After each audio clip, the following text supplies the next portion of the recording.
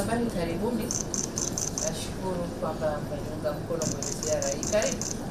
Kwanza tumepokelewa kwa heshima kubwa sana, na hii ni kwa sababu uhusiano wetu sisi na Russia ulianza siku nyingi mwaka 1961 na ni siku mbili tu baada ya Tanzania kupata uhuru bara, Russia ilitambua taifa la Tanzania, na mwaka 64 siku mbili tu baada ya Zanzibar kutangaza serikali mpya na kuondoa utawala wakati ule, Russia ilitangaza kutambua serikali ya mapinduzi Zanzibar.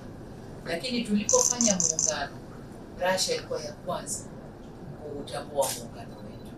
Kwa hiyo tulianza siku nyingi, na kipindi chote hicho kama mnavyojua, Russia ilichangia sana kwenye mapambano ya ukombozi wa Afrika kupitia frontline states zile za kusini mwa Afrika, ikiongozwa na kwa kusini mwa Afrika baba yetu Mwalimu Julius Nyerere, lakini kwa magharibi Pan-Africanism ni Patrice Lumumba, ambaye wamethubutu kumpa jina la chuo chao tulichokwenda jana. So katika hilo, baada ya kupata uhuru nchi za Afrika, kazi iliyofanywa kubwa na Russia ni kusomesha Waafrika wapate knowledge, watambue, wapate kuzihudumia nchi zao. Na ukiangalia wasomi wa zamani, wengi wao walisoma upande aidha Russia au Bulgaria au Poland au huko ndio walisoma. Ni Russia ilitoa mchango mkubwa sana zaidi kwenye chuo ambacho jana tulikwenda, na kwa heshima wakanitunuku ile shahada ya heshima. Na tumeona idadi ya Watanzania walioko pale, na tumeona kwamba wako vizuri, wamethubutu mpaka kucheza ngoma za kwetu kutukaribisha. So Russia ni mshirika wetu mkubwa toka miaka ya 60. Lakini kuanzia hapo, Mwalimu Nyerere alifanya ziara ndani ya nchi hii mwaka 1969. Ndio alifanya ziara yeye Mwalimu Nyerere, na toka hapo hakuna kiongozi mkubwa wa nchi, Rais wa Jamhuri ya Muungano wa Tanzania, ambaye alifanya ziara Russia. Ndio nimefuata mimi sasa hivi miaka mingapi baadaye? 57 baadaye ndio nimefuata mimi. Lengo la kuja Russia ni kuja kuhakikishia kwamba Tanzania bado tunawahitaji, bado tuna mengi ya kufanya sisi na wao kwa maendeleo yao, lakini kwa maendeleo yetu, kuhakikishia kwamba Tanzania tumefungua milango, na unapofungua milango, wa kwanza kumshika mkono mwende pamoja kwenye maendeleo ni ndugu yako. Huyu ni ndugu yetu ambaye alitushika mkono siku nyingi pamoja na wengine. Kwa hiyo tumekuja kuhakikishia kwamba Tanzania tuko pamoja nao, tumefungua milango, tuna maeneo kadhaa ya ushirikiano, waje tufanye kazi pamoja. Ndio lengo kubwa la ziara hii. Sasa nadhani nimesema vya kutosha. Kama mna maswali tunaweza kuendelea. Kwanza nikupongeze kwa kuvunja rekodi ya miaka 57 iliyodumu mpaka kila mtu akawa anashangaa. Lakini ujio wako huu unatuma ujumbe duniani wa kuendeleza sera ya kutofungamana na upande wowote. Baada ya kukutana na Rais Putin, umeonaje nafasi ya Tanzania katika kuendeleza hiyo sera ya kutofungamana na upande wowote, na wenzetu wa pande zote za dunia kutuelewa kwamba tunataka kujenga uchumi wa pamoja? Mnavyojua, Tanzania ndiyo tunafuata principle za kuto kufungamana na upande wowote, na kwa sisi kila anayetaka kufanya kazi na sisi tunafanya naye. Lakini pia tuna hili swala la diplomasia ya uchumi, na kwenye diplomasia ya uchumi, kila unapoona kuna fursa ya kukuza uchumi wako, hiyo fursa tunaitumia. Sasa tunaposema kuto kufungamana kwa upande wowote, pamoja na kwamba Russia muda mrefu hapakuwa na mambo yanayoendelea kutokana na sababu kadhaa, lakini tumekuwa tukifanya kazi na wengine. Tumefanya kazi China kwa mfano.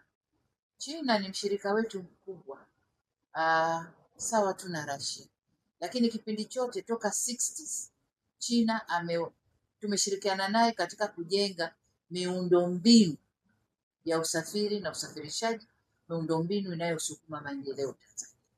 tumeshirikiana naye kwa kiasi. Tumwangalie India. India ni mshirika wetu mkubwa wa biashara, lakini pia tunapata fedha za uwekezaji kutoka India. Tukizungumzia Japani kwa mfano, Japani tumekuwa tukifanya naye toka miaka yote huko nyuma, tumeendelea naye na tumeingia naye kwenye sekta za elimu, kwenye sekta za uendezaji wa miji, sekta mbalimbali tumefanya na Japani. Tumchukue Europe. Europe ni mshirika wetu kwenye biashara. Europe anachukua sana mazao ya Tanzania, tuko naye kwenye biashara na sisi tunaagiza vitu vingi kutoka kwao. Lakini pia Europe ni source yetu ya kupata pesa za uwekezaji, tunafanya na Europe. Twende wapi? Marekani. Marekani pia ni mshirika wetu mkubwa sana. Wote mnajua kwamba nchi inayoongoza kwa kuleta watalii Tanzania ni Marekani. Marekani inaongoza, lakini pia tunafanya nao kwenye miradi tofauti. Kuna kampuni zipatazo 420 na karibu 500 za Kimarekani zipo Tanzania kwenye sekta zote, madini, utalii, kwenye sekta zote wapo, tunafanya nao.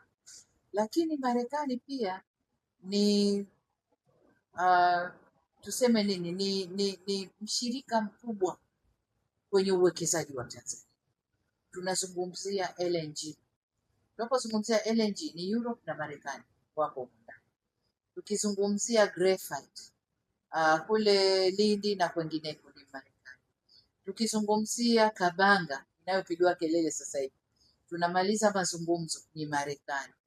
Tuchukue mradi gani mwingine? Tuna miradi mikubwa ambayo Marekani tunafanya nayo. Ndio maana nikasema ni sosi yetu nzuri ya fedha za uwekezaji Marekani. Tunapokuja Russia na wenyewe kwa kipindi kirefu hapa hapakuwa na activities kwa sababu kadhaa. Kwanza kwamba mabadiliko ya siasa za dunia, lakini pili vikwazo wanavyowekewa Russia, lakini na sisi kwa upande wetu miaka ya 80, 70, mwisho 80 tuliingia kwenye adjustment program, structural adjustment programs ambazo zilisimamiwa na World Bank, na kwa wakati ule hatukuweza kufanya na watu wengine wowote isipokuwa wao. Kwa hiyo mpaka tumemaliza ile phase na tunaendelea nao mpaka leo. Kwa sasa hivi siasa za dunia na chumi za dunia zilivyobadilika, kama Tanzania sisi hatuchagui wa kufanya naye kazi, ila tunakusanya kila mtu anayeweza kufanya kazi na sisi aje tufanye naye kazi na sisi. Kwa tunaposema hatufungamani na upande wote, mtaangalia wale superpower za block zote wapo, tunafanya nao kazi. Wa Ulaya tunafanya nao kazi, wa Marekani tunafanya nao kazi, wa China wapo, Warusi ndo tumekuja hivi, wengine tunafanya Asia tunafanya nao kazi, Japani, India tunafanya nao kazi. Singapore, nikirudi kesho kutwa kuna ziara, rais wa Singapore anakuja Tanzania. Hiyo ndio maana ya kwamba hatufungamani na upande wowote, hatuchagui, tunakusanya. Baada ya kutembelea Russia, ni fursa zipi ambazo umeziona kwa ajili ya vijana wa Tanzania? Kwa ajili ya vijana wa Tanzania, kama unavyojua population yetu ni 60% vijana, si? Kwa hiyo mambo yote tunayozungumza hapa kwa ajili ya vijana wa Tanzania. Tuna fursa kwenye kilimo. Kama mmesikia pale kwamba kwenye kilimo kuna fursa nyingi. Tayari wameingia kwenye kilimo chenyewe. Uzalishaji wa ndizi. Ndizi zina soko kubwa sana. Warusi tumewapa kama hekta 6,000 kule Morogoro, na wanaangalia nyingine ili wapande ndizi. Vijana wetu watapata ajira na kutakuwa na biashara kubwa kwenye eneo. Lakini fursa nyingine ni uwekezaji kwenye viwanda, kwenye kuongeza thamani ya mazao ya kilimo, lakini viwanda vitakavyozalisha dawa, vitakavyozalisha chanjo kwa ajili ya watu na wanyama, ajira ni kwa watu. Tuchukue fursa nyingine kwa Urusi, Mkuju project hii ya uranium. Ile project itaajiri vijana 20,000 katika fani mbalimbali. Kwa vijana wa Tanzania wako huko ndani. Elimu, vijana wa Tanzania wanasoma hapa, tunapata scholarship 150 kwa mwaka, lakini tumeomba katika mazungumzo yetu na Rais Putin ametukubalia, atatuongeza nafasi nyingine zaidi. Watakao kuja soma hapa ni vijana wa Tanzania. na kati yao kuna ambao wanasomeshwa na serikali ya Urusi, wengine ambao wako kwenye masomo ya nuclear science wanalipiwa na hawa Mantra au Rosatom, wanawalipia na serikali inajazi, lakini wengine wanakuja kwa Samia Scholarship. Kwa hiyo tutapata nafasi zaidi za vijana wetu kuja kujifunza fani mbalimbali hapa ndani ya Urusi. Upande wa biashara ni vijana wafanya biashara. Tumesema tuna fedha kwa ajili ya biashara za vijana. ATC inaanza safari kuja Russia. Hii ndege itajaa kuja, itajaa kurudi. Itakuja na watalii, itarudi na watalii. Itakuja na wafanyabiashara, itarudi na wafanyabiashara. Ni vijana wa Tanzania watakaofanya hiyo biashara. Hapa mazungumzo yaliyofanyika hapa baina ya business community ya Tanzania na Russia, mambo mengi watakubaliana hapo katikati. Ni vijana wa Tanzania watakaofanya biashara hizo, lakini pia watakaopata ajira katika biashara zitakazoanzishwa. Kwa hiyo faida kwa vijana wa Tanzania ni kubwa sana, lakini kuwajengea tu jina. Kijana wa Tanzania anafanya kazi kwenye project ya Urusi, kijana wa Tanzania anafanya kazi project ya Marekani, kwa vijana wa Tanzania watakuwa wenyeji dunia nzima, kwa sababu hatuchaguliwa kufanya nao. Kwa vijana wa Tanzania wana fursa kubwa sana. Asante sana mheshimiwa. Swali langu ni namna ambavyo ziara hii ambayo ni ya historia upande wa serikali, kama kuna mikakati ambayo itaweza kupima matokeo chanya ya ziara hii, kwa maana sasa ya kila sekta iwajibike kwa nafasi yake ili tuweze kama nchi kujipima. Kuna mikakati hiyo?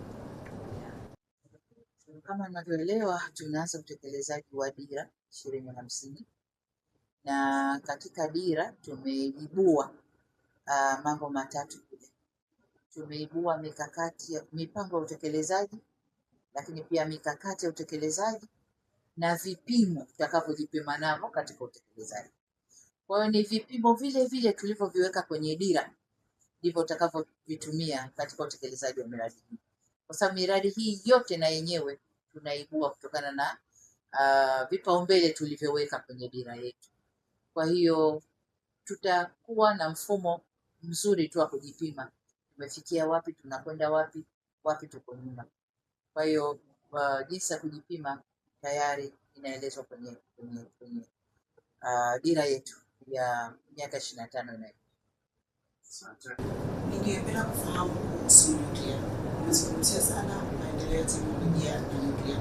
Katika uzalishaji wa umeme, wenzetu wa pembeni wanazalisha zaidi ya gigawati 200. Na sisi tuko gigawati 400. Namna gani tutatumia nyuklia katika kuzalisha? Hususan hasa tuna SGR na pia tunatumia. Asante. Nadhani katika business forum inayokuja tutasikia tunasema habari ya uzalishaji wa umeme kutumia nyuklia, lakini mipango yetu ni kwamba ifikapo 2030 tuwe na megawatts 8,000 kwa kutumia vyanzo mbalimbali, renewable energies, maji, jua, upepo. Lakini sasa tunajielekeza kwenye nyuklia, ambayo hii nayo lengo letu tukifika mwisho wa utekelezaji wa dira tuwe na megawatts 70,000. Sasa kuna teknoloji mpya ndani ya dunia, kwa sisi ni mpya, duniani imeshafanyika sana, ya kutumia nuclear energy. Kwa sisi wa Tanzania miaka 10-15 iliyopita, ukisikia kuzalisha umeme kwa kutumia nuclear energy, kila mtu alikuwa anaruka na tunakataa. Nuclear energy hapana, hapana, hapana. Hatujui kwamba lile jambo lina faida, na kwa bahati nzuri Mungu katupa ile resource inayotoa nuclear energy. Tanzania ina deposit kubwa ya uranium, nadhani ni ya pili ya tatu ndani ya Afrika, na hiyo uranium ndio inayotoa nuclear energy ambayo itazalisha mambo mengine, lakini na umeme. Sasa tumeingia mkataba na wenzetu wa Urusi, kampuni ya Rosatom, kwa kampuni yao iliyoko Tanzania inaitwa Mantra Tanzania, ndio wanafanya utekelezaji wa hiyo.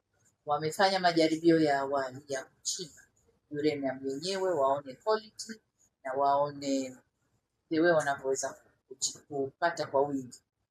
Wamepata, na kama mnavyoelewa nilikwenda kufanya uzinduzi na nikaona hiyo uranium ni kitu gani, lakini wanasema kwamba teknoloji walioitumia kwenye majaribio imeleta faida, lakini haikufikia ufanisi, wamepungukiwa kwa 25%.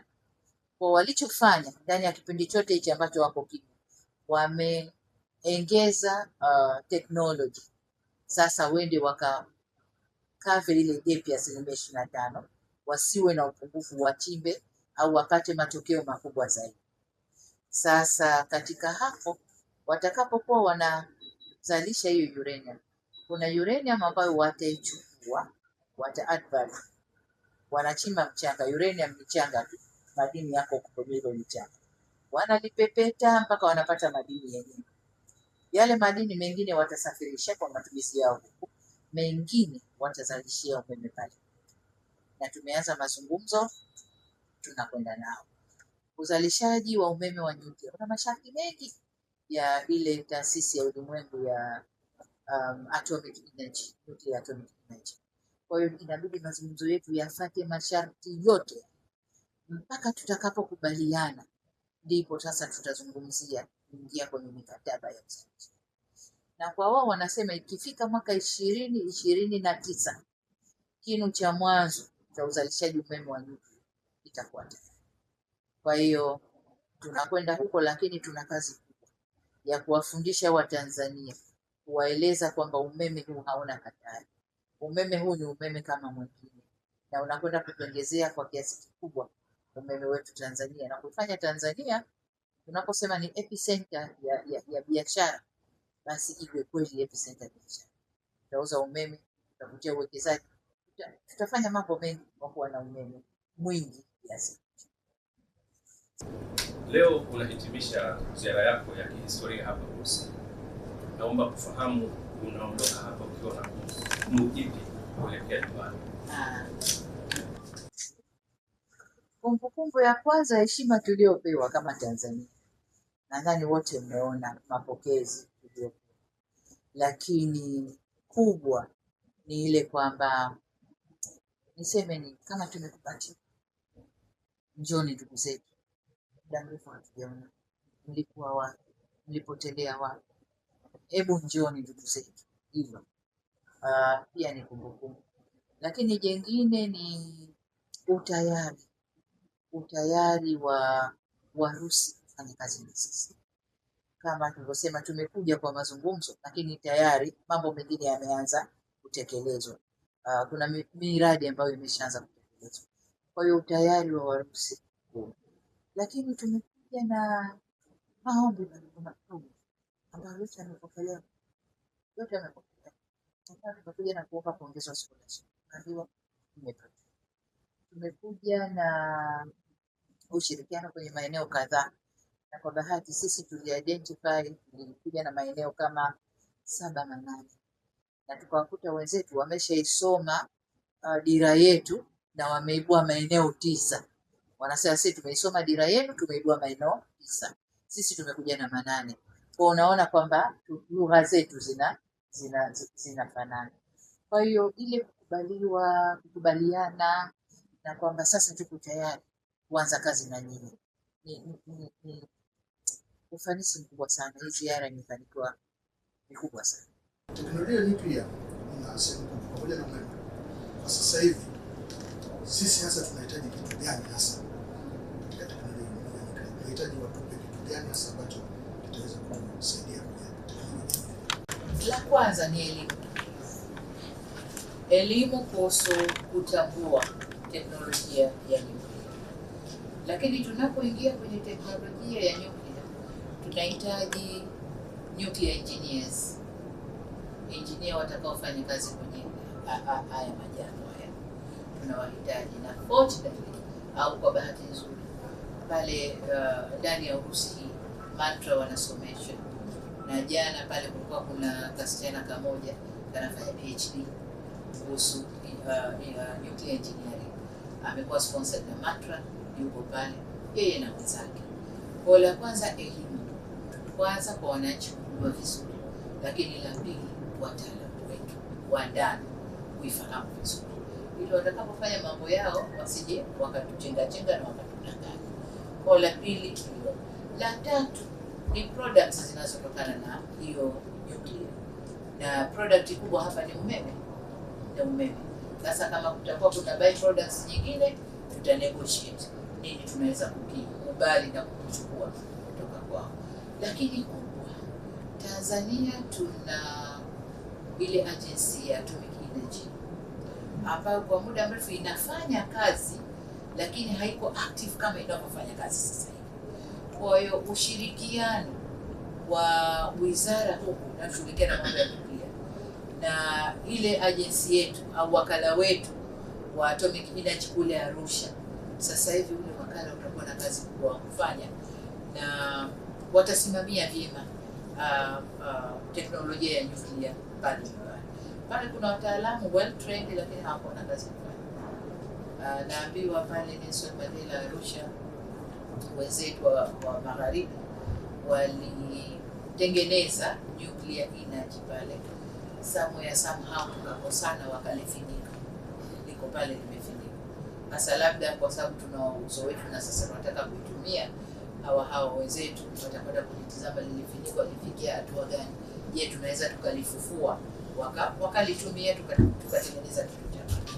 Lakini nuclear energy hii tunaitumia hospitalini, kwenye mionzi, kwa wagonjwa wa kansa na magonjwa mbalimbali tunatumia hospitali. Kwa hiyo kuna matumizi mengi ambayo tunaweza kutumia kwa nuclear energy, lakini cha muhimu umeme. Mheshimiwa Rais, kwa kipindi kirefu mataifa ya magharibi yamekuwa yakishirikiana sana na Tanzania na kufadhili bajeti kwa kiasi kikubwa.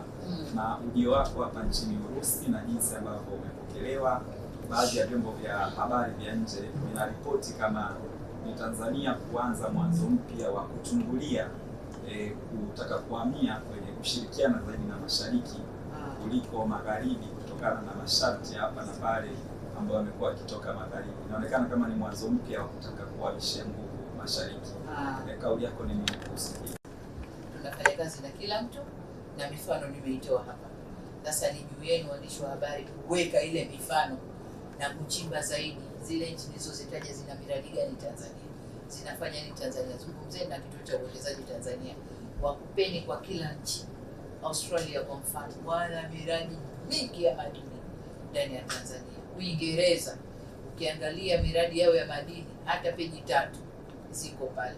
Ufaransa tunafanya nao mengi, lakini Ufaransa kwa sasa hivi tumeingia nao makubaliano kwenye Matei Plan, watakuja kutusupport Tanzania kwenye mambo kadhaa. Kwa hiyo si kuhamisha nguvu zetu kwenda huko, lakini ni kuongeza wigo wa washirika.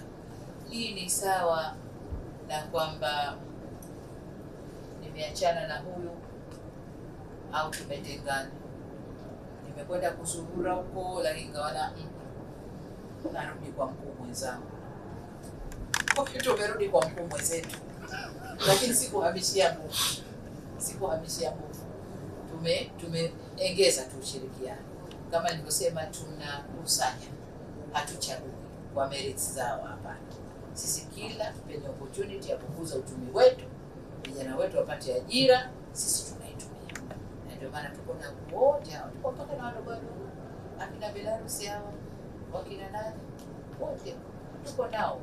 Na kila mmoja mwenye vijimradi vidogo vidogo, mwingine ana mradi wa kufuga kuku tu pale Tanzania, lakini tuko naye na ni rafiki. Vijana sio wanapata kazi, uchumi si unakwenda.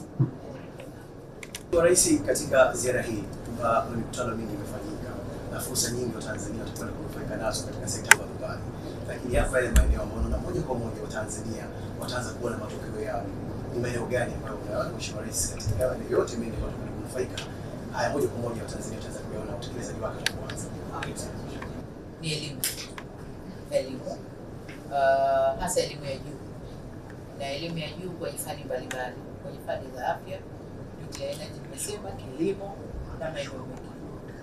Lakini la pili, tutakapoanza uzalishaji wa bidhaa za afya, dawa, chanjo, Watanzania wataona, kwa sababu inakwenda kutupunguzia mzigo mkubwa wa kuagiza kwa kutumia fedha za kigeni, na tutazalisha ndani.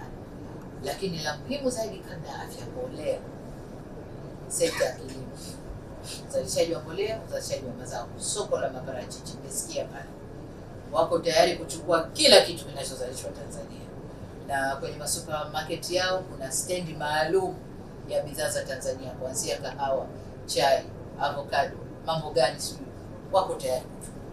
Kwa hiyo sisi wa Tanzania tuongeze jitihada kwenye uzalishaji, na kama mnavyoona serikali tunajitahidi kuwashika mkono wakulima, tuongeze uzalishaji, na hawa watu wako tayari kuchukua kila kitu. Waziri Komba ananiambia jana alikwenda kwenye hizo supermarket, amekuta korosho ya Tanzania imegaiwa mafungu matatu, imeandikwa korosho ya wapi kule Tunduru, korosho sijui ya wapi, zimegaiwa kwa sifa mafungu matatu.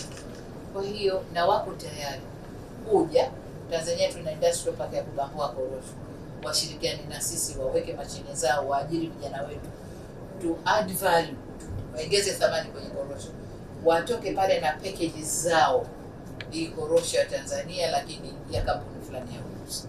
Kwa hiyo hizo ndio Watanzania watarajia, wataona haraka. Mheshimiwa Rais, Kiswahili umekuwa ukikipa uzito hali ya juu na kusukuma duniani, na katika chuo kile walichokupa shahada ya heshima jana, wameeleza namna gani wamekuwa wakitoa nafasi kwa wale wanaofanya vizuri kusomea Kiswahili. Ni kwa kiasi gani sasa Kiswahili chetu kitapata nafasi katika nchi hii ya Urusi au ukanda huu wa Mashariki? Asante. Jawabu ndio sana. Ukweli kwamba kile chuo kinafundisha Kiswahili, basi Kiswahili kimepata nafasi. Na jana nilikutana na mama mmoja, mwalimu wa Kiswahili, ni Mrusi, anaitwa Natalie, ambaye ndio anaandika vitabu vyote vinavyofundisha Kiswahili kwenye vyuo vya Kirusi, na alinipa kitabu kimoja jana mfano. Kwa hiyo lakini hata ule rais wa kile chuo cha Rudin University alikuwa ananiongelesha Kiswahili. Kwa Kiswahili kimeenea. Hata nilipokuwa nikitoka, waandishi wa habari na vikamera vyao, shikamoo mama, mama Samia shikamoo. Unajua kwamba Kiswahili kinaenea. Kwa Kiswahili kimepata nafasi. Pamoja na kwamba UNESCO ambayo iko Ufaransa ndio imekuza Kiswahili kukifanya lugha ya kimataifa, lakini sasa mataifa yanakichukua na kusomesha. Lakini kama tulivyosema kwenye vikao vingine kwamba tunaingia kwenye hatua nyingine na wenzetu wa Russia. Utalii wa Urusi ni mkubwa, na wamesema kwamba tutakapoleta ndege ikianza Air Tanzania, Azur Air ikianza kuja Tanzania, wanahofu kwamba hoteli zetu hazitatosha. Kwa hiyo tumewapa na wameomba nafasi tuwape maeneo, wajenge mahoteli maeneo yao. Serengeti kuna maeneo, Morogoro tunaweza tukapata maeneo wakajenga, Zanzibar tunaweza tukapata maeneo wakajenga, na maeneo mengine maeneo yao. Sasa na sisi tumewahakikishia kwamba na sisi tutafundisha Kirusi ndani ya vyuo vyetu, na chuo kinachofundisha lugha ni UDOM. Kwa hiyo tulikuwa tunaongea na waziri wa elimu kwamba sasa UDOM ijitayarishe kufundisha Kirusi ndani ya chuo chake.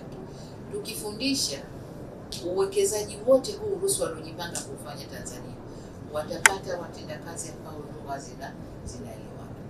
Lakini jingine, vijana wa Kitanzania wakisoma na akitoka nje, kuna mfuko wao wa vijana unaowawezesha kufanya biashara. Air Tanzania ipo. Ni rahisi Mtanzania kupanda Air Tanzania kuja hapa, akabishana na Mrusi wewe, akachukua vitu vyake akarudi, akaja akatuzia. Kwa hiyo faida kubwa.